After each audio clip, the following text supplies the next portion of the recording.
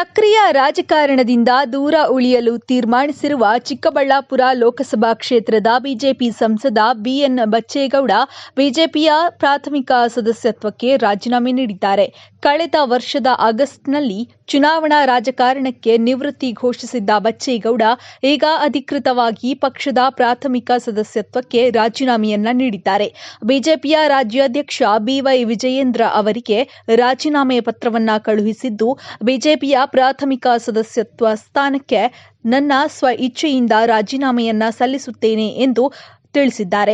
2008ರಲ್ಲಿ BJP ಪಕ್ಷದಲ್ಲಿ ಪ್ರಾಥಮಿಕ ಸದಸ್ಯತ್ವ ಪಡೆದು ಶಾಸಕನಾಗಿ, ಸಚಿವನಾಗಿ ಹಾಗೂ 2019ರಲ್ಲಿ ಸಂಸದನಾಗಿ ಸಾರ್ವಜನಿಕ ಸೇವೆ ಸಲ್ಲಿಸಲು ಅವಕಾಶವನ್ನ ಮಾಡಿಕೊಟ್ಟ ಬಿಜೆಪಿ ಪಕ್ಷಕ್ಕೆ ಮತ್ತು ಪಕ್ಷದ ಹಿರಿಯ ಮುಖಂಡರಿಗೆ ನಾನು ಧನ್ಯವಾದಗಳನ್ನ ಹೇಳುತ್ತೇನೆ ಎಂದು ತಿಳಿಸಿದ್ದಾರೆ.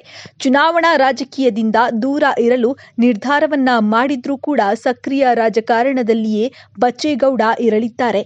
ಲೋಕಸಭಾ ಚುನಾವಣೆಯಲ್ಲಿ ಯಾರ ಪರವಾಗಿಯೂ ಕೆಲಸ ಮಾಡದಿರಲು ಬಚ್ಚೇಗೌಡ ನಿರ್ಧಾರ ಮಾಡಿದ್ದಾರೆ.